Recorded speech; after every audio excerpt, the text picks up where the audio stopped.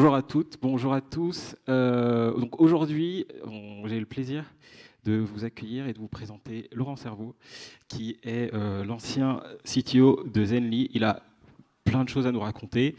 Et moi aujourd'hui, je vais amener quelques questions pour qu'il puisse nous expliquer comment est-ce qu'il a fait pour faire progresser sur la partie technique l'application que beaucoup d'entre nous connaissent, qui s'appelle Zenly. Qui n'a jamais entendu parler de Zenly ? Voilà, donc ça fait une question en moins à poser. Donc voilà, donc Laurent, si vous voulez l'applaudir pour l'accueillir. Merci. Moi, je voulais qu'on commence les présentations en parlant un peu du début de ton parcours. Quand on a échangé hier, que j'ai trouvé super intéressant. Est-ce que tu veux nous parler du début de ta carrière ? Le début de ma carrière. Alors d'abord, je veux dire un truc, c'est qu'il y a peut-être des gens qui ont vu, il y avait un autre nom au départ, c'est Corentin Kérizid, qui était le VP Engineering de Zenly, puis je le remplace au pied levé. Et c'est un peu ça, parce qu'il reviendra sûrement dans la conf après, donc je voulais le mentionner. Okay. Parce que bien sûr, je parlerai de lui. Moi, le début de ma carrière, en fait, c'est assez classique, au sens où c'est un parcours d'ingénieur, classe prépa, école d'ingénieur, et puis après, j'ai fait un DEA, une thèse, parce que je voulais pas bosser. Parce qu'il n'y avait pas de truc qui était fun. Et en fait, le début de ma carrière, mon premier boulot, c'était chez Apple aux États-Unis. C'était en 99-2000, donc ça commence à faire. Et c'était, j'ai travaillé dans l'audio chez Apple. C'était mon premier boulot après ma thèse. Donc, alors je peux développer, mais je ne sais pas dans quelle direction. Si, non, mais c'est super intéressant parce que forcément, on entend Zenly, bon, ça commence avec Apple. Le truc, enfin la question que je me pose quand tu me parles d'Apple, c'est comment ça se passe là-bas et surtout la culture qui est assez connue. Qu'est-ce que tu en as retenu et comment ça t'a aidé pour la suite de ta carrière ? Alors c'était, alors je ne sais pas ce qu'est Apple aujourd'hui. Parce que c'est devenu une boîte avec plein de monde et beaucoup de monde. Moi, j'étais chez Apple, j'ai commencé en 99. Et c'était l'époque, c'était 2 ans après le retour de Steve Jobs. C'était une boîte qui allait couler. Tout le monde disait qu'elle allait mourir, fallait pas. Il y avait Michael Dell, les ordinateurs Dell, je sais pas quels sont, qui disaient qu'il faut rendre l'argent, etc. Et ils ont racheté la société Next, qui a été la société faite par Steve Jobs entre Apple et Apple. Et là, c'était et là, ils ont recommencé à faire des trucs. Notamment, ils ont sorti donc d'abord du hardware avec l'iMac, l'ordinateur vert translucent. Là, je sais pas si on trouve encore des photos quelque part. Et puis après, ils ont surtout sorti, ils ont remplacé le système opérationnel, le macOS classique de l'époque a été remplacé par cette version qui aujourd'hui est ce qui est derrière macOS X, macOS, iOS, Apple tvOS et tout ce genre de trucs. Et ça, c'était un beau boulot d'intégration. Et dans la culture, moi, ce que je retiens, alors il y a plusieurs points que je retiens et qui me servent encore aujourd'hui, c'est d'abord, il n'y avait pas beaucoup de niveaux de management. Et ça, c'est un point qui est assez que je trouvais vraiment bien à l'époque. C'est-à-dire, en gros, j'ai eu plusieurs jobs chez Apple. J'en ai eu. Alors, j'ai bossé aux États-Unis, puis j'ai bossé en France dans une équipe technique qui a travaillé sur iCal et sur le calendrier, Calendar et iSync, etc. Puis j'ai bossé en Allemagne sur des applis audio Logic et GarageBand. Mais c'est assez marrant, quand j'étais en France, par exemple, j'étais à 2 niveaux du CEO. C'est pas que j'étais très important, c'est juste qu'il n'y avait pas beaucoup de niveaux, quoi. Donc en fait, c'était assez plat. Et derrière ce truc plat, parce qu'on aime bien dire, moi je suis un N plus machin, donc ça ne veut pas dire grand-chose. Derrière ce truc-là, il y avait aussi un truc qui m'a profondément marqué, c'est qu'il n'y avait pas des masses de processus. J'avais discuté une fois avec l'ancien senior VP of Engineering d'Apple, qui était un Français à l'époque, Bertrand Serlet. Et en gros, il me disait que quand il était arrivé de Next, il avait demandé c'est quoi votre plan pour la sortie de macOS, que ça portait problème, mais il avait vu des feuilles sur des tables avec des diagrammes de Gantt, des trucs merdiques comme ça. Et il avait dit mais comment vous faites pour vous y retrouver ? Et il a dit s'il y a un problème ici, qu'est-ce qui se passe ? Bien sûr, il n'a pas eu de réponse. Et il m'a dit, moi j'ai une théorie que le processus, ça doit être comme les trous noirs dans l'espace, c'est-à-dire il n'en faut pas beaucoup parce que sinon chacun rentre dedans et n'arrive plus à sortir. Donc chez Apple à l'époque, il y avait 2, alors je ne sais pas comment c'est maintenant, puis c'est plus gros, il y a plus de projets, mais à l'époque, il y avait finalement une base de données de toutes les fonctionnalités à venir par équipe pour l'OS. Et puis, il y avait le système de bug. Alors, tout s'appelait un bug. On classifiait pas entre la story, le bug, l'announcement. C'était un bug. Et après, il y avait des classifications. Et ce système, chaque fois que je vois quelqu'un d'Apple, on parle tous de ce système-là, en fait. Ça s'appelait Radar. Radar, c'était le système de bug chez Apple. Et c'était le truc qui faisait tourner la boîte. C'était très marrant parce que dès qu'il y avait un problème, on écrivait un radar. Donc, tout le monde connaissait tous les problèmes. Mais il n'y avait que ces deux trucs-là. Et Bertrand, il disait, il n'y a pas besoin de beaucoup d'outils, parce que s'il y a trop d'outils, chacun choisit ses outils et tombe là-dedans. Et c'est un problème un peu que, notamment, on voit dans pas mal de startups, c'est quoi le choix des outils ? Vous utilisez quoi ? Alors moi, je suis Trello, moi, je suis Pivotal Tracker, moi, je suis GitLab, moi, je suis Jira, etc. Et il y a toujours un truc où, quand dans une startup, il y a quelqu'un qui arrive et qui dit, moi, je pense qu'on devrait changer d'outil, parce que celui-là est mieux. Ben, à ce moment-là, votre premier réflexe, ça doit être de virer cette personne. Et... Parce qu'en fait, c'est pas l'outil qui fait le process, c'est l'usage. Et ça, c'est vraiment Apple. Et le dernier truc d'Apple, c'est on utilise ce qu'on fait. C'est-à-dire quand on lançait macOS 10, donc moi j'ai fait plusieurs versions, j'ai connu la première, donc 10.0 en 2001. 24 mars, je me souviens parce que c'est l'anniversaire de ma mère aussi. Mais il y a un truc, c'est que quand par exemple on a lancé, je dis toujours on, c'est assez marrant, Apple a lancé ce truc qui s'appelait File Vault, la sécurité, l'encryption de disques qui sur tous les deux. Il y avait obligation de dire vous encryptez vos disques, faites un backup au cas où, mais encryptez vos disques. Et si vous ne le faites pas, c'est que vous n'utilisez pas le truc. Et si vous dites, oui, mais si ça ne marche pas, je vais le perdre. Justement, si tu ne l'utilises pas, on ne pourra pas savoir quels sont les cas où on va le perdre. Donc il y avait vraiment cette vraie obligation d'utiliser tout le temps ce qu'on faisait. Et ça, c'est un truc qui m'a marqué aussi. C'est super intéressant. Donc pour résumer, une chaîne de décision hyper courte, pas des tonnes de process et tout le monde utilise le produit. Je ne sais pas, j'ai l'impression qu'il y a pas mal de développeurs et des CTO dans la salle. C'est des choses qu'on retrouve souvent dans les startups, en fait. C'est des trucs qu'on retrouve dans les startups. Après, c'est des... j'ai envie de te dire, c'est des trucs où il faut se battre en permanence pour le maintenir. Parce que la tentation et c'est ça qui m'a marqué chez Apple, c'est la tentation on ne cédait jamais à la tentation de complexifier ce truc-là. Ah oui, mais si on a fait ce problème, il faudrait bien s'en prévenir, tu sais, mettre des garde-fous, genre, tiens, on a poussé une erreur en production, t'as poussé une erreur en production, donc t'assumes, quoi. C'est pas grave. Oui, mais c'est 5 millions de personnes. Eh ben, t'assumes quand même, c'est 5 millions de personnes, tu dormiras moins bien, tant pis pour toi. Mais, et ça, je pense que c'est un truc qui est important, c'est... Tout le monde veut faire ça dans les startups. Après, en pratique, et je dis ça aussi par rapport à l'expérience Zenly, c'est que quand tu commences à grossir, tout d'un coup, tu dis « Ouh là là, les conséquences de mes bêtises, elles sont un peu plus fortes. » Et là, tu as envie de rajouter du process, des trucs, etc. Et il faut résister à la tentation, des fois. Et une fois que tu es chez Zenly, tu te bats tout seul ou tu es avec une équipe, cette culture que tu veux maintenir, que tu te bats tout seul pour la maintenir ou... Non, alors moi, je suis arrivé chez Zenly en 2014. La boîte avait été fondée, donc j'ai quitté Apple en 2009, donc entre les deux, j'ai fait pas mal de trucs. Et puis je suis arrivé chez Zenly, donc un peu par le hasard. Les deux fondateurs, Antoine Martin et Alexis Bonillot, ils avaient voulu faire une application de géolocalisation entre amis, en pensant que ce serait un problème technique, qu'il n'y aurait pas de problème technique et qu'après ils feraient du business. Les deux sortent d'école de commerce, quoi. Et ils ont fait cette appli qui s'appelait Alertos, qui était assez orientée famille au départ, parce que c'était un peu le seul truc acceptable de partager la position. Il faut surveiller ses gamins, quoi. Je veux dire, si vous avez des gamins, surveillez-les, quoi. Plutôt les surveillez pas, parce que c'est mieux en fait de pas les surveiller. Mais et moi, il s'était rendu compte, et ça c'est vraiment intéressant, c'est que en fait la technologie, le verrou technologique, comme on dit dans les documents du CIR ou des trucs comme ça, faites sauter le verrou technologique.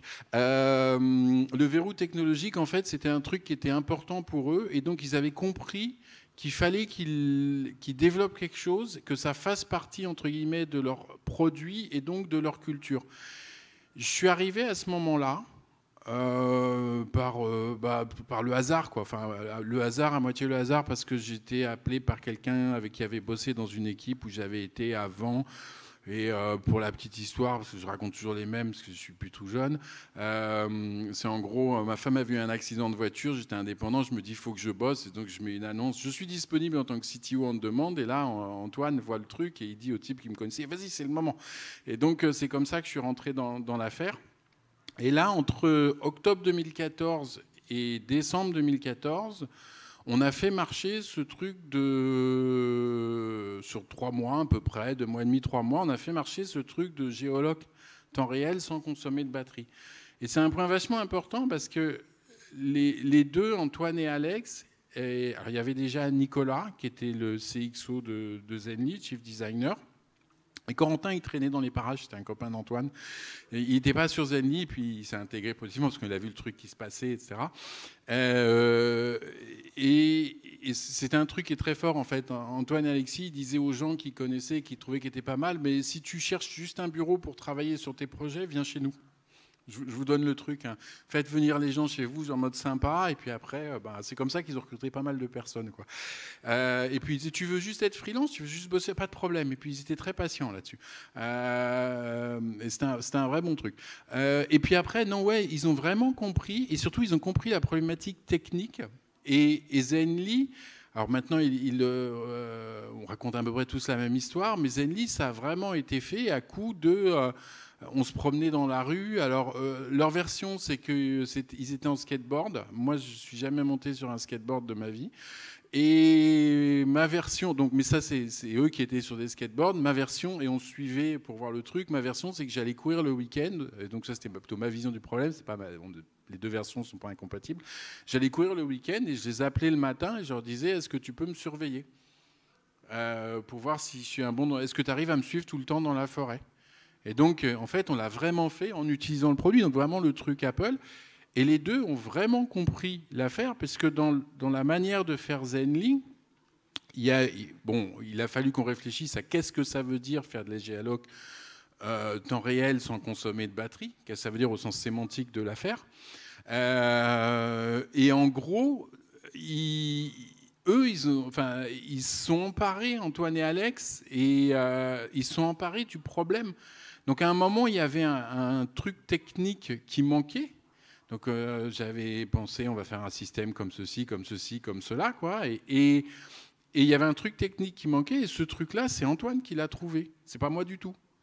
Et c'est Antoine qui l'a trouvé. Mais alors, c'est pas moi, c'est parce qu'on discutait de ça toute la journée ensemble.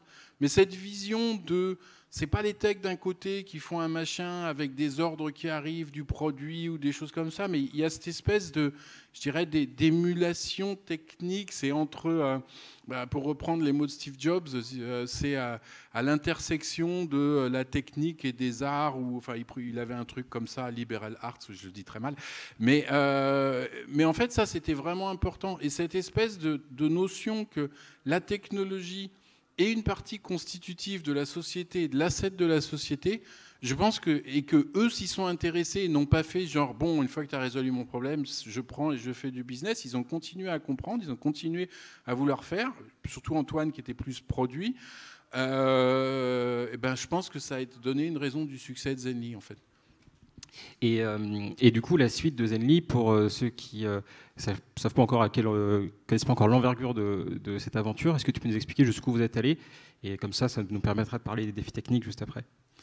Alors la suite, alors donc Zenly, donc on a lancé la première version de l'appli Zenly début 2015. En fait, on l'a pas lancé, c'était assez fort aussi. C'était lancé sous le manteau. Ah, bien sûr, c'était disponible sur l'App Store, donc le manteau, il était un peu plein de trous, quoi. Mais il n'y avait pas de lancement officiel. Il y avait un sens du timing et de la mise sur le marché qui a toujours été très, un sens des détails. Donc là aussi, encore, c'était vachement Apple, qui était très, très poussé. Et donc moi, je suis devenu CTO officiellement en mai 2015. À ce moment-là, il y avait d'autres personnes qui étaient plus ou moins dans la pièce. Donc Corentin qui réside, il y avait Steve Morin qui n'était pas loin. On avait commencé à embaucher des gens, donc infra et tout ça, très important. Jean-Baptiste Dalido. Et on avait commencé, donc là on a commencé à développer, l'appli a grossi, on avait une très forte croissance au départ. Et je pense que c'était un truc qui m'a impressionné, je vais m'arrêter là-dessus, c'est, je me souviens, j'étais parti au sport d'hiver, et en gros, quand j'étais revenu, ils avaient fait un breakdown de tout la séquence d'onboarding. Vous savez, vous mettez votre numéro de téléphone, vous recevez un SMS. C'est une séquence de 15 ou 17 panneaux, quoi. C'était quand même assez long. Surtout à la fin, avec toutes les autorisations Apple, c'était une séquence où il ne fallait pas perdre des gens. Et ils avaient tout notifié dès le départ, en disant combien on perd à chaque panneau. Et ils avaient mis des analytics dès le départ. Donc ça, c'était aussi un truc Zenly, quoi. Dès le départ, on mesure tout. On ne fait pas ça après, quoi. Dès le départ, les parcours clients, les machins. À la fin, je veux dire, on avait des comptes chez un système d'analytics, c'était Amplitude, je crois. Enfin, c'était des trucs, on dépensait des fortunes. Mais quand on scale, c'est un peu le problème, on dépense des fortunes. Donc, enfin, c'est pas le problème, c'est bien, mais faut savoir gérer ça pour pas que les fortunes deviennent abyssimales. Et donc, en fait, ouais, je me souviens, par exemple, ils avaient décidé de dire, on va pas demander la photo aux gens au départ parce que ça fait baisser la conversion de 8%. C'était inadmissible. C'était trop 8%. Et donc, ils avaient enlevé ça. Et puis après, il y avait un bug en plus qui faisait cracher. Donc, ça faisait planter dans plusieurs fois. Donc, ça, on a résolu le bug, mais on a quand même enlevé les photos. Et donc, il y a eu ce truc-là. Et après, il y a eu 2 ans. Donc, il y a eu la série A, il y a eu les séries B. Il y a eu plein d'histoires, de trucs faits, justement, puisque je parlais des sports d'hiver, plein d'histoires de trucs faits un peu sur un coin de table. Ça, c'était assez marrant. Des idées qui apparaissaient, se dire, ah bah tiens, on va faire ça. On le fait quand pour ce soir? Et donc Zenly, ça a été beaucoup de trucs. Il y avait une énorme sens de comment dire, ah ouais, si on a une idée, on y croit, on se pose pas la question, on se dit pas on le fera demain, quoi. On le fait maintenant. Et je reparle des sports d'hiver parce que notamment je me souviens de cette idée où il y en avait un qui partait au ski et il dit putain c'est chiant, la géologue à la montagne, tu vois rien, quoi. Tu vois juste d'une carte verte et puis un point, quoi. Ce serait bien si on avait les pistes de ski. Et donc, pendant longtemps, il y a eu les pistes de ski dans Zenly, je crois que c'est jusqu'à la fin. Et ça, c'est une idée, je me souviens très bien, je crois que c'était les deux, Antoine et Alex, qui partaient au sport d'hiver, puisqu'ils faisaient partie d'une bande de copains. Et en gros, qui disent, ah, ce serait bien d'avoir les pistes de ski. Et comme c'était eux qui allaient partir, fallait faire... Enfin, on s'est dit, il y avait un sens de l'urgence, parce que l'idée est arrivée. Mais on était tous enthousiastes, hein, c'était pas du tout une contrainte, quoi. Et on a trouvé des pistes de ski, on les a intégrées aux cartes. Et je crois que c'était fini. Je veux dire, l'idée est arrivée genre 14h et à 18h30, c'était envoyé sur les 2 stores, quoi, Apple et Android. Ouais, c'est génial. Vous avez finalement réussi à maintenir la culture dont tu parlais de chez Apple, où il faut utiliser ses produits et sortir des features assez vite, quoi. Alors c'est un truc, eux, ils avaient bien compris le côté, donc déjà, tu utilises ton produit. Chez Apple, on disait « eat your own dog food ». Donc eux, ils avaient vraiment compris ça.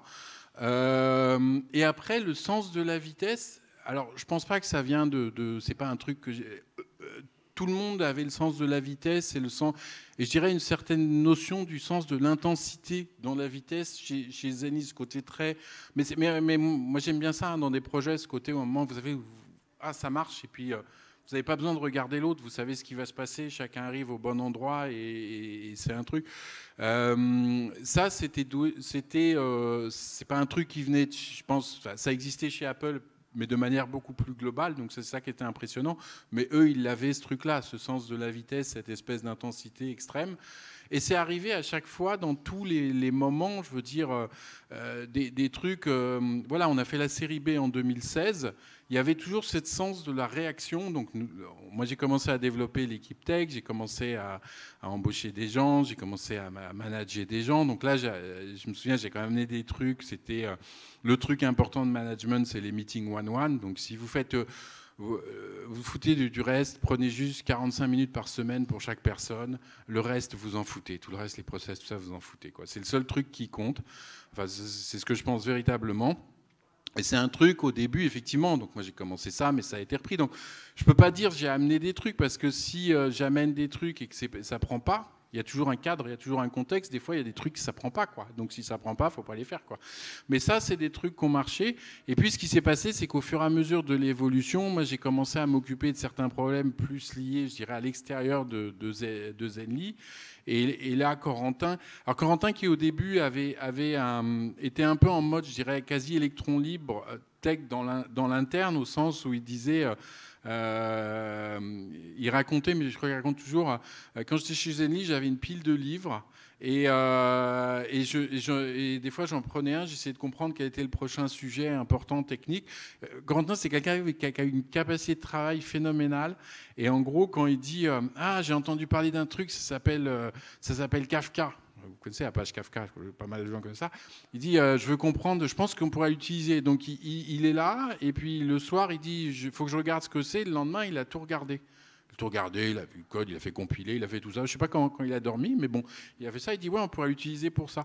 Et cette espèce de sens, donc lui, il avait un peu ce côté un peu où il se mettait sur des problèmes importants tech au départ, et puis il résolvait, il faisait avancer. Et puis on a quelque part à un moment les rôles, c'est quasi, quand je vois a posteriori, il y a quasi une inversion où c'est lui qui a pris le côté opérationnel de l'affaire, le côté totalement, je gère le développement de l'application, le choix des technos, le machin, tout ça. Et puis moi, je m'occupais d'autres types de problèmes qui étaient un peu plus, je dirais, exogènes. Lui était plutôt endogène. C'est des jolis mots. Mais il y a un côté, ça c'était important. Mais le truc qui était vraiment important, c'était cette capacité de réaction. La série B, donc là où on a eu des investisseurs américains, il y a un des fondateurs, donc je me souviens, Alexis, qui m'appelle, c'est le week-end du 14 juillet. J'étais chez mes parents, c'est pas très important, mais ça fait bien pour les histoires. Mais il m'appelle et il me fait salut Lolo, tu peux. Est-ce que j'ai une conférence à faire à Las Vegas, je peux pas y aller. Est-ce que tu peux partir demain ou après-demain? Je dis oui, pas de problème. Donc ça, c'est vraiment Zenly, quoi. Oui, c'est une habitude en fait de se remplacer sur les. C'est une habitude de se remplacer sur les. Ah ouais, non, mais il y avait ce côté-là, ouais, comme là avec Corentin qui me dit ah je peux pas faire cette conf, tu peux. Oh bon écoute, je regarde parce que j'ai dit oui, bon allez, je peux, pas de problème quoi. Alors qu'on bosse plus dans Zenly depuis ensemble. Quoi. Et je dis bon je peux, oui. Et donc je me souviens, je pars à Las Vegas, je fais la conf, je reviens. Je pars, j'arrive le soir à Las Vegas du même jour parce qu'il y a des décalage horaire. En plus, il fallait prendre, c'était pas un direct, etc. Je dors, je fais ma conf le matin, je reviens à l'aéroport et je rentre en France 24 heures après. Parce que je ne voulais pas rester longtemps parce que ça fait du décalage horaire. Quoi. Donc j'ai fait l'aller-retour, c'était pas très carbone friendly. Je pense qu'aujourd'hui, je refuserais. Simplement. Mais à l'époque, je me souviens, j'avais ce truc. Et pendant ce temps, eux, Antoine et Alex, ils étaient invités dans un truc d'investisseurs américains, je ne sais pas où, dans le Colorado, je ne sais plus quoi. Et c'est là où ils ont quelque part scellé la série B. C'est là où ils ont rencontré, je crois, c'est une des premières fois, ils ont rencontré Evan Spiegel, le fondateur de Snapchat. Vous voyez à quoi ça tient tout ça, quoi. Ça tient au fait que quand vous faites une start-up, il ne faut jamais se dire, quand vous avez une idée, ah, on verra demain. Il faut toujours se dire, ah ouais, on a ce truc-là, il faut le faire maintenant. Bon, c'est pas grave, on finira plus tard. Tu peux y aller? Oui, je peux y aller. Bon, parce que si j'aurais dit non, il aurait dit merde, qu'est-ce qu'on fait, quoi. Vous voyez? Et du coup, toi, ton rôle, parce que bon, remplacer sur les confs, c'est cool, mais plus concrètement sur la partie technique, tu parlais de l'évolution de ton poste à travers avec l'évolution de la boîte. Est-ce que tu peux nous parler des problématiques qui t'ont plu, les trucs sympas sur lesquels tu as travaillé ou les challenges? Oui, alors moi j'ai un truc dont je suis donc comme je disais, j'ai lâché progressivement le côté opérationnel, le choix des technos et tout ce genre de choses. Puis les technologies évoluent, hein, donc ça c'est aussi un truc, c'est que on avait commencé avec tel type de langage, tel type de framework, on change, on passe à ceci. Et ça fait partie des trucs dans une boîte de se dire des fois, finalement, le truc que je trouvais génial il y a 2 ans, c'est plus adapté. Et c'est un peu un problème aussi quand on scale, c'est que des fois, il y a des trucs, on se dit, ouais, ça le fait plus. Juste prendre un exemple justement de tech. La première, au tout début, on avait programmé ça en Python, avec du Flask, des trucs assez simples, quoi. Et c'est là où à un moment on s'est dit on n'en peut plus parce que le point, le endpoint de l'API qui recevait les positions des gens, quand on voyait la croissance, tout d'un coup, le truc il tient plus, quoi. Quand tu dis ah ben merde, on a 1 million, 2 millions, 3 millions, 10 millions, 100 millions, quoi, faut que ça suive. Donc c'est là qu'on commence à se dire bon, on va le réécrire dans un langage compilé direct. On avait pris du Golang à l'époque. Il y a eu des trucs en Rust, il y a eu tout ça, mais on aurait pu le faire en C. Hein, j'aime bien ça. Mais c'était Go à l'époque. Mais c'est assez marrant, c'est que justement sur les choix technologiques. Donc j'étais plus dedans, mais c'est intéressant d'observer qu'opérationnellement quand tu grandis, quand tout d'un coup, ton nombre d'utilisateurs, c'est plus 2000 par jour, ça a fait fini. Zenly, je crois que le dernier chiffre officiel, j'étais plus dedans, donc je ne le connais pas, c'était quand même 35 millions d'utilisateurs par mois. Il y avait une bonne utilisation par jour, donc le rapport DAU, MAU, il était plutôt bien. Et en gros, bon, clairement, c'est plus de 10 millions d'utilisateurs par jour, et je pense que c'est plus des 1, c'était des 2 après. Mais je ne les connais pas, les chiffres. Le truc, c'est que, effectivement, tu es obligé de t'adapter technologiquement à ce type de problème. Moi, je m'étais mis, pour revenir à ce que je faisais, j'ai commencé à bosser sur tout ce qui était autour de la tech, mais sans être de la tech, mais c'était mieux d'avoir de la connaissance tech pour le faire. Et mon premier truc, ça a été vraiment tout ce qui était relié à la confidentialité et à la gestion des données des utilisateurs. Les applis de partage de position, ça fait flipper les gens. Ah, mon Dieu, il a partagé sa position, tout le monde peut voir où tu es. On avait des fois des gens, vous stockez tout le monde. Ben non, on ne stockait pas tout le monde, quoi. D'abord, c'est pas très intéressant, mais ensuite, il y avait ça. Moi, je voulais pas que les gens, justement, puissent me stocker. Donc, fais pas aux autres ce que tu n'as pas envie qu'on te fasse. Donc, j'ai commencé à m'intéresser à ces problématiques à travers un truc assez simple. C'est qu'un jour, on toque à la porte et il y a deux types qui débarquent et qui nous font vous avez des meetings aujourd'hui avant de sortir leur badge. Et on fait oui. Et il dit, bon, on ferait mieux de les annuler. Genre, la journée va être longue. Et puis ils disent, bon, machin, CNIL. Donc on se dit, bon, bah, ça y est, quoi. On a la CNIL chez nous. Ce qui, dans le fond, est normal, quoi. Je veux dire, moi, après, on fait de la donnée de géolocalisation. Un jour, la CNIL vient voir ce qu'on fait, quoi. Mais quand ça arrive, bah, on se dit, bon, qu'est-ce qu'on va faire? On se met dans une pièce, on est enfermé. Et après, moi, j'ai géré, effectivement, tout ce qui était la confidentialité, la privacy chez Zenly. C'était un point qui était assez amusant d'ailleurs parce que ça a commencé donc avec cette visite de la CNIL où ils ont fait leur boulot, ils sont passés sur plein de trucs. Alors je ne sais pas si vous avez déjà eu, je vous le dis, si vous avez des visites de la CNIL dans votre start-up, ils vous demanderont des trucs par exemple genre loguez-vous à votre système et ils vont regarder vos doigts pour savoir si dans vos mots de passe, vous allez chercher un peu plus haut dans les caractères majuscules, minuscules, etc. C'est-à-dire si en gros, s'ils voient que vous écrivez Toto 1, 2, 3, ils vont vous dire vous utilisez un gestionnaire de mots de passe? Non, bon, alors le premier truc à faire, c'est utiliser un gestionnaire de mots de passe. Quoi. Donc ce genre de truc-là, mais ils regardent tout, jusqu'au stockage des données, etc. C'est un bon niveau, hein, c'est bien. Et en fait, moi, j'ai commencé à gérer ces problèmes-là et ça m'a pris en fait pas mal de temps. Après ça, il y a eu l'acquisition par Snap. Très étonnant d'ailleurs, c'est que l'acquisition par Snap, il y a toute une partie de due diligence. Donc moi, ça m'a pris du temps, puis surtout, je devais la faire sans que personne le sache. Parce qu'on ne pouvait pas dire, vous savez, donc c'était un peu, je travaillais tout seul dans un coin. Et ils m'ont posé d'ailleurs beaucoup de questions liées à la confidentialité et au respect des données. Snap, c'était une boîte qui faisait très attention à ça. On a fait ça, puis après il y a le RGPD qui est arrivé, tout ce genre de trucs. Donc c'est bien parce que ça implique, et ça c'est là où il y a une vision tech, je reprends l'exemple, c'est que si vous dites on va gérer des données, puis après on va faire en sorte que ce soit compatible pour les notions de privacy, de confidentialité des utilisateurs. Si vous ne construisez pas votre pipeline de données pour qu'il soit capable de faire ça, ça ne le fera pas. C'est-à-dire en gros, si vous dites... parce que souvent l'excuse c'est on ne peut pas supprimer les données, vous vous rendez compte, si on supprime les données, toute la base de données tombe, on est foutu, le business est mort. Donc ça c'est des gens. Nous on avait construit pour que on supprimait, on anonymisait, on regardait, on faisait ça, on pouvait faire tout ça, ça se faisait automatiquement. Si les gens n'utilisaient pas Zenly pendant un an, hop, leur compte disparaissait quoi. Et il y avait plein de trucs qu'on avait fait que je trouvais vraiment bien. J'avais beaucoup plus confiance dans Zenly que dans ma banque ou mon assurance. Hein. Je vous le dis. Je vais me faire tuer par toutes les banques et les assurances.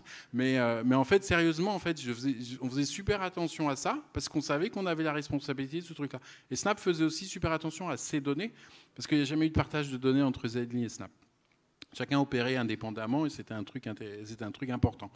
Mais comment dire, il y avait ce truc, donc ça m'a beaucoup occupé. C'est un truc dont je suis assez fier, en fait, parce que je me suis dit, j'ai fait un bon boulot là-dessus, quoi. J'étais, comme les gens après, ils me disaient, vous revendez les, surtout quand vous faites racheter par une boîte américaine, c'est vous revendez les données aux Américains. Ben, figure-toi, non. Par contre, toi, quand tu mets plein d'infos chez Google ou Netflix, tu le fais tout seul comme un grand, quoi. Et quand tu postes un truc sur Instagram toute ta vie avec ce que tu as bouffé, tu as toute ta position tout seul comme un grand, quoi. Donc ça, c'était assez amusant. Et puis après, j'ai géré tout ce qui était autour, et notamment par rapport à la scale. Et la scale, donc ça, ce que je te disais, c'est ce côté où quand tu grandis, les services que tu utilises gratuits, ou tu es dans un incubateur ou un accélérateur de start-up qui dit vous avez ça gratuit pendant 1 mois, 2 mois ou 3 ans, et bien à un moment, il faut les payer. Et là, ça devient cher. Je vais juste donner un ordre de grandeur. On avait chez Zenly un login par SMS. Très bien le login par SMS. Vous rentrez votre téléphone, vous avez le SMS, ça rentre, vous pouvez le détecter automatiquement, très pratique, il n'y a pas de mot de passe. Enfin, si vous n'avez pas ça, faites-le. Le login par SMS, on avait commencé, on avait un fournisseur de SMS. On a fini, on avait, je crois, 9 fournisseurs de SMS. Avec chacun des fournisseurs, j'avais dû négocier des contrats. Où chaque fois, parce qu'en plus on faisait partie, donc j'avais le légal de Snap qui me guidait pour ça. Mais en gros, fallait faire des contrats avec tous ces gens-là, des contrats où on vérifiait comment eux traitaient les SMS, donc connaître toutes les pipelines, des notions de sécurité, de est-ce qu'on les a approuvés ou pas, parce que vous ne travaillez pas avec n'importe quel vendeur, et ça c'est un point sur lequel je reviens après, quand vous faites partie d'une partie intégrante d'une grosse boîte, même si vous êtes juste une filière. Mais ça arrive que derrière, ça veut dire on construit un moteur de SMS qui est capable de faire le bon routing de SMS vers le bon fournisseur de SMS suivant le jour, le pays, le machin. Donc en gros, nos 9 fournisseurs, on voyait bien, ils passaient, tiens, celui-là il est meilleur au Brésil, celui-là il est meilleur en Espagne. 2 mois après, on avait des courbes, on suivait, on avait des algorithmes un peu intelligents qui faisaient tout ce genre de trucs. Enfin, on pensait qu'ils étaient intelligents, puis quand on s'est rendu compte que c'est pas si intelligent, on a refait d'autres qui étaient plus intelligents. Fallait mesurer les données, fallait mesurer ça. On s'était rendu compte, justement, on avait essayé d'économiser au niveau monétaire à un moment, où il y avait Twitter qui avait fait un truc qui s'appelait Digit à une époque, c'était SMS gratuit. On avait essayé de l'intégrer et on s'était rendu compte qu'il y avait des taux de conversion qui étaient passés de 86% à 72%. Tout ça parce que, et c'est là où on s'est rendu compte, en fait, il y a un problème. Comment est-ce qu'on veut, et on s'est posé la question de, est-ce qu'il faut optimiser sur l'argent ou sur la conversion d'utilisateurs? Mais quand vous faites un réseau social, un utilisateur amène d'autres utilisateurs, donc on savait que avoir un taux de conversion élevé était beaucoup plus important que d'économiser de l'argent. Par contre, à la fin, je veux dire, le coût du SMS par mois, après mon départ, a dépassé les coûts de l'infrastructure. Il y avait beaucoup de... C'est des chiffres assez gros, quoi. C'est en gros... je ne vais pas les donner. J'ai gardé d'Apple le culte du secret. Il y a des trucs dont je ne parle pas. Mais en gros, effectivement, quoi, vous êtes là et vous dites, bon... On n'est plus à dépenser une facture de 10 000 balles, quoi. Je veux dire, on est, tiens, bien, 20 000, 100 000, boum, vous savez combien, 6, 7, enfin, ce genre de choses. Et c'est vraiment ce truc, c'est comme les histoires enfin, c'est comme quand... Alors, il n'y a plus maintenant, parce que tout le monde va sur AWS ou GCP ou Azure ou sur du cloud, etc. Mais je me souviens à l'époque où c'était le début du cloud, où les gens disaient « Ouais, c'est bien, c'est pas cher, tu vas, tu montes, tu éteins. » Et puis tout le monde oubliait d'éteindre ses machines, où vous aviez des devs dans votre équipe qui disaient « Ah, j'ai essayé un truc sur une grosse machine pour voir si ça allait vite. » Puis 2 mois après, elle était toujours allumée, quoi. Elle ne tournait pas. Et c'est des cas que j'ai connus. Et donc ça, c'est le problème, en fait, de scaler, quoi. C'est se dire comment... on arrive à faire en sorte qu'on a un contrôle sur l'évolution, que ça ne part pas dans n'importe quoi. Parce que si ça part dans n'importe quoi, quand vous scalez, après, ça fait beaucoup d'émotions. Et ce n'est pas très intéressant, en fait, comme type d'émotion. Putain, t'as laissé le truc allumé. C'est un peu, t'as laissé le gaz ouvert, quoi. Enfin, c'est ces trucs-là. Donc j'ai fait pas mal de trucs comme ça, avec gérer. Et je prends l'exemple du SMS parce que c'est vraiment ce côté où comprendre la tech, ça me permettait de comprendre tout. Un autre type d'exemple, c'est on utilisait des services à un moment de tout ce qui était lié à de la géolocalisation, vous savez, transformer latitude, longitude en adresse, etc. Donc il y avait des trucs où on regardait à utiliser des services externes. Un jour, on s'était rendu compte qu'un des services qu'on utilisait pour la première fois, donc on essayait des trucs de ce qu'on appelait, on avait une feature dans Zenly où quand vous cliquiez sur un copain, une copine, vous aviez le chemin pour aller voir cette personne. C'était vachement bien. C'était con, mais c'était vachement bien. C'est-à-dire, en gros, vous étiez à t'es où, et puis hop, hop, et puis on voyait les gens les suivaient, etc. Et un jour, on regarde, donc là, on utilise des algorithmes de routing. Routing, c'est donne-moi les directions. C'était les premières fois, donc on travaillait avec des fournisseurs. Il y a des trucs open source, il y a des trucs pas open source, il y a des gens très connus qui font des cartes, mais qui coûtent très cher. Bref, il y a tout ça, donc ce genre de choses. Et donc on utilisait donc, avec une boîte avec laquelle j'ai pas mal bossé. Je peux donner le nom, c'est pas du fermetier, ça s'appelle Mapbox. Et en gros, donc on utilise leur service de routing et on se rend compte que dans les usages de routing, en fait, il y a un truc très particulier, c'est que il y avait une petite population de personnes qui consommaient, en gros, avaient bouffé en un mois ce qu'on avait prévu pendant 6 mois de routing. Et on se rend compte, alors ces genres de trucs, ce problème n'arrive que si vous scalez. Hein. Vous n'aurez jamais ces problèmes si vous restez à bas niveau. On se rend compte qu'en fait, ça s'adresse à une population de gens qui se déplaçaient en Angleterre. What the fuck, quoi. C'était que des Anglais, que des gens qui bougeaient beaucoup. Et alors c'était un truc de Zenly, des fois on appelait comme on avait le numéro de téléphone des gens, quand il y avait un problème, il y avait l'équipe market, elle n'hésitait pas à appeler les gens quand il y avait un truc, vous pouvez nous expliquer, en gros, qu'est-ce que vous faites, quoi. Et on a résolu pas mal de problèmes avec les gens comme ça, quoi. On a vu que vous avez un problème et ça passait bien, quoi. Et bref, pour faire l'histoire un peu plus courte, on s'était rendu compte que tous ces gens-là qui bouffaient le routing, c'était des camionneurs en Angleterre, qui avaient leur téléphone ouvert avec Zenly, parce que Zenly marchait quand même vachement bien, quoi. Moi, je regrette beaucoup Zenly, et qui, en gros, ils suivaient sur Zenly avec le téléphone ouvert en même temps. Hey mate, we're gonna meet at this stuff for having a lunch ou je sais pas quoi. Enfin, je sais pas ce qu'ils se racontaient, c'est pas une conversation, quoi. Mais en gros, et donc le truc. Comment s'appelle le routing qui se updatait bien sûr quand vous bougiez, il le prenait plein pot.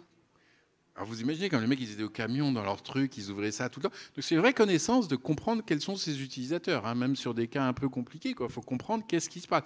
Quand vous êtes sur des trucs comme ça, vous pouvez passer longtemps avant de comprendre, quoi. Hein. Ça, on a mis du temps avant de comprendre ce truc-là. Et ça implique, c'est ça qui est marrant, c'est que ça impliquait toutes les équipes. Pour au final se rendre compte de pourquoi ça consommait tant, c'est qu'effectivement, dans l'algorithme qu'on avait fait pour optimiser ce truc-là, on tenait compte du fait qu'effectivement, il ne fallait pas relancer des calculs de routing si les gens ne bougeaient pas de je ne sais pas quoi, mais on avait principalement pensé à des gens qui étaient à pied et que quand ils marchaient, ils faisaient ça. On n'avait pas pensé que c'était des gens dans des camions sur l'autoroute et que donc, en fait, ils faisaient beaucoup de distance en peu de temps. Donc, on avait optimisé le truc principalement sur le fait de ne pas faire des appels nouveaux à leur API sur des problèmes de distance, alors qu'il fallait les optimiser sur des problèmes de distance et de vitesse. Parce que forcément, quand on va plus vite, on change beaucoup. Et ça, c'est le genre de problème. Voilà, c'était bien d'avoir, en fait, on était dans une configuration. Moi, je suis ingénieur, quoi, donc je m'occupais de ce genre de problème-là et savoir descendre et creuser tout ça. C'est plutôt bien, quoi. Donc je faisais pas d'opérationnel, mais quelque part c'était de l'opérationnel, quoi. Et donc pour négocier un contrat, refaire après on a renégocié le bug, on a pu refaire les calibrations, combien les estimer, etc. Et tout allait bien. Ce bug, tout le monde le fera un jour. Hein. Je suis pas en train de, je l'aurais jamais trouvé si j'étais pas tombé dedans, quoi. Voilà. Mais du coup, tu avais un rôle au carrefour de tout ce qui est stratégique pour la boîte pendant qu'elle était en train de grossir. Oui, ouais, alors, comme je te disais, j'étais plus dans le fait où c'était marrant. On était avec Corentin. Alors déjà, il y avait un truc vachement bien. C'est une configuration de Zenly. Il y en avait pas un qui reportait à l'autre. On reportait tous les deux au CEO. Donc ça, c'était un truc très bien parce que ça séparait en fait le fait de dire il faut que je m'occupe de ceci ou cela et toi tu t'occupes de l'opérationnel, des équipes, de ce genre de choses et moi je m'occupais de quel pouvait être le prochain, enfin je le dis un peu, quel pouvait être le prochain problème là-dessus. Alors j'ai fait beaucoup, donc tous ces problèmes dont je te parle, mais qui nécessitent des connaissances. Beaucoup de problèmes de vendeurs, justement quand tu grandis, je parlais d'amplitude. Et vous en prenez combien pour 3 millions de dollars ou pour 5 millions de dollars? On va peut-être se calmer, on va d'abord réfléchir combien on va anticiper. Avec une croissance comme ça, il faut prendre 10 millions de dollars. Je déconne quoi, mais c'est un peu ce genre de truc où il faut apprendre à optimiser et à prévoir un peu ces trucs-là. Et puis beaucoup de contrats de vendeurs et de choses comme ça, où ça c'est aussi vachement intéressant d'être un tech. Je vous le dis parce que ça ne semble pas très intéressant comme ça, mais si vous êtes tech et que vous faites des négociations pour acheter un pipeline de données, un machin, un truc comme ça, si vous savez lire les contrats de tous les vendeurs auxquels vous prenez des trucs, comme en face généralement vous avez des commerciaux qui ne comprennent pas, si vous lisez les contrats, vous comprenez les petites conditions sur le fait qu'ils ne s'engagent pas s'il y a un problème avec une stack open source et un truc, vous faites diminuer les prix par 2, quoi. Ah ouais, mais attends, il y a ça dedans, tu me fais une ristourne. Ça marche très bien. Et du coup, quand on est un tech qui travaille pour une start-up française, est-ce que c'est les mêmes négociations de contrat que quand on est un tech qui travaille pour un mastodonte Snap? Alors, au bout d'un moment, les gens, ils savaient que Zenly, c'était Snap. Et c'est un truc, c'est que quand on fait partie d'une boîte comme Snap ou d'une grosse... alors, je sais plus, c'est plus GAFAM, c'est GAMAM, enfin, je sais plus quoi, ça. À un moment, on devient une cible.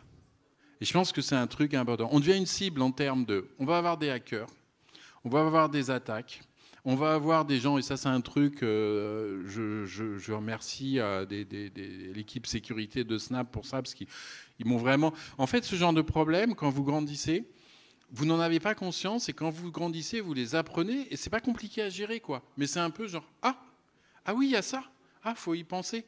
Ah zut, maintenant je vais me faire hacker, quoi. Je vais me faire hacker par ça. Donc, on va peut-être faire des pentests un peu plus souvent. On va peut-être faire ce genre de trucs un peu plus souvent. Donc, c'est toute une liste de to-do qui se met. Et comme tu dis, effectivement, moi, je suis une startup française, mais dire que c'est Snap, c'est un truc qui est bien dans les négociations. C'est un truc qui est bien quand tu parles à n'importe qui parce qu'on te respecte beaucoup plus facilement. Mais après, justement, quand tu es dans des négociations où les gens veulent te vendre quelque chose, les gens se disent il y a des dollars dans les yeux, quoi. Enfin, tu vois, ce genre de truc. Mais c'est cette idée que dès le moment où tu fais partie d'une boîte comme Snap, qui est une grosse boîte, qui est cotée en bourse. Donc c'est aussi un truc qui est important à savoir, c'est qu'une boîte cotée en bourse, vous ne faites pas les cons, quoi. Parce que faut pas faire les cons en général avec sa boîte, mais en gros, il y a un espèce de truc en disant, vous savez que quelque part, s'il y a un hack sur ceci, ça part, ça remonte, ça peut faire des titres, surtout, vous voyez, il y a plein de gens les gens qui adorent raconter mon Dieu, scandale pour ceci ou cela. Et ça, je crois que c'est un truc que j'ai vachement appris. Snap, quelque part, il y avait un peu ce truc qu'il y avait chez Apple, c'est qu'on était très discret. C'était très Apple, c'était très contrôlé les moments où ils font des events, quoi. C'est une grosse marque, un truc comme ça, mais après c'est très discret, c'est très secret. Et la culture de Snap était aussi assez sur la discrétion, et ça, je dois dire, ça a aidé pas mal pour le boulot. Et donc pour boucler la boucle, on est parti d'un géant américain chez Apple, on revient finalement dans un autre géant Snap. Toi, tu vois comment le changement de culture À quel niveau chez Snap, moi, Snap, j'aimais bien alors, c'était... moi j'aimais bien la culture américaine. En fait, j'aimais bien justement tout ce qu'ils amenaient sur le côté management des personnes, l'importance du management versus l'importance... Chez Snap, et je crois que c'est le cas dans beaucoup d'entreprises maintenant, quand tu es dans l'équipe tech, à un moment, tu choisissais, est-ce que je vais être contributeur individuel ou est-ce que je vais être manager? Et si tu veux être manager, tu es manager. Tu arrêtes à peu près d'écrire du code, et si tu es contributeur individuel, c'est ce qu'on appelle tech lead. Et c'est pas la même chose. Et j'aimais beaucoup l'idée que c'était très formalisé et que dans le parcours justement d'un tech, tu peux choisir à tout moment de passer de l'un à l'autre. Mais quand tu passes dans l'un, tu fais un boulot, et quand tu passes dans l'autre, tu fais un boulot. Mais après, si tu dis, ouais, finalement, j'aime pas être manager, ou je veux revenir à m'occuper d'un problème bien précis et de pouvoir réfléchir toute la journée là-dessus, tu avais totalement le droit. Et c'était un point très important, c'était payer pareil les deux niveaux. Je dis ça parce que c'était un truc assez marrant. Avant qu'on se fasse racheter par Snap, il y avait des gens chez Zenly, mais c'est normal dans toute boîte. On avait aussi un niveau assez plat de management. Et donc, on commence à mettre des niveaux intermédiaires de management. Et puis, les gens disent, je veux être manager, parce qu'aussi, généralement, quand vous êtes manager, vous savez, vous gagnez plus d'argent, machin, ce genre de choses, quoi. Faut séparer, et je pense que c'est un vrai bon truc, de séparer le fait que vous êtes manager que de fait que vous gagnez, que vous ayez un salaire plus élevé. Vous avez un salaire plus élevé parce que vous êtes senior, parce que vous avez de la valeur, quel que soit après le fait que vous êtes manager ou vous êtes contributeur individuel. Ça n'a rien à voir. Mais cette idée que je trouve vachement européenne et qui n'existait pas trop en fait dans les boîtes américaines où j'ai été, Apple et Snap, je ne sais pas comment c'est chez Facebook, chez Google, etc. Cette idée que pour avoir des salaires plus élevés, il faut monter dans la chaîne de management, je trouve que c'est une idée débile. Ça empêche... Il y avait dans toutes ces boîtes, il y avait un rôle, toutes ces boîtes américaines, il y a un rôle qui s'appelle DEST, Distinguished Engineer, un ingénieur distingué. Et je dis très mal, qui est le rôle d'une personne qui ne devient jamais manager et qui continue un peu comme, je dirais, Corentin au début, quoi, ou un peu à la fin, qui est envoyé sur des problèmes précis. Chez Apple, il y avait un DEST, je m'en souviens très bien, Colbert, mais il était envoyé sur tous les... Et c'est le type qui disait à un moment, tiens, on va fabriquer on va refaire un chipset nous-mêmes, qui lançait ce genre de projet, parce qu'il avait le temps de réfléchir à tout ça. Il avait le temps d'avoir une vision stratégique sur l'affaire. Et c'est genre, ça c'était le plus haut niveau de contributeur individuel, c'était DEST, Distinguished Engineer. Et ça, je pense que c'est une vraie leçon. Après, Snap, c'était une boîte qui avait pas mal de gens qui venaient de chez Google et de chez Amazon.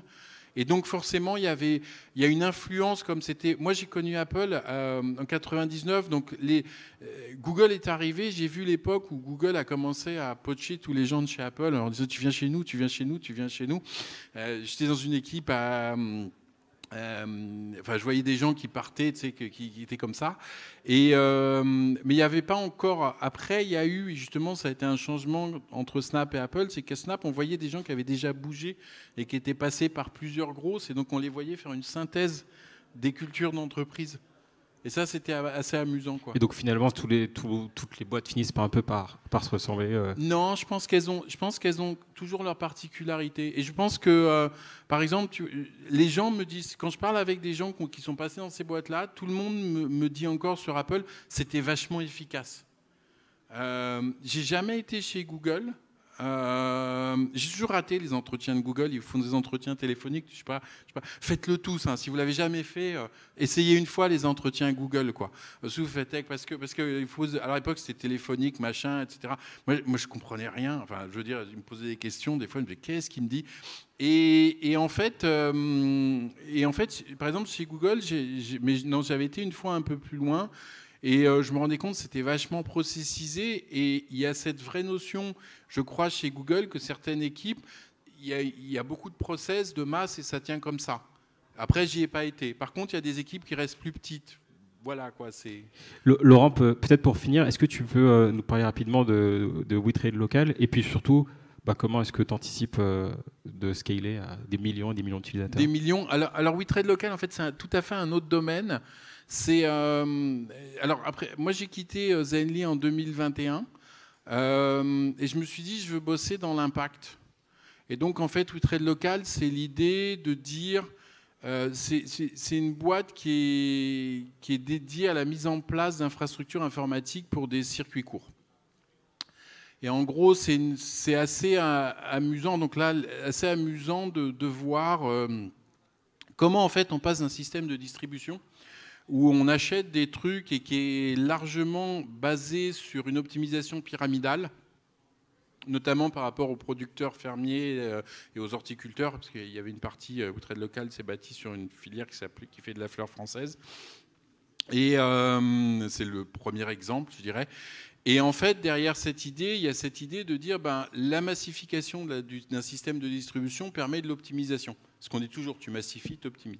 Mais quand tu massifies et tu optimises, en fait, tu fais des grands trajets. Et puis là, avec la guerre, le pétrole, la pandémie, les machins, on s'est dit, ouais, peut-être que c'est pas un bon truc. Parce qu'il y a des produits qui sont plus disponibles parce que les trajets coûtent cher, etc. Et donc, We Trade Local, c'est l'idée de se dire, notamment par rapport à tout ce qui est producteur des produits issus de l'agriculture et de l'horticulture, comment créer finalement une sorte de réseau.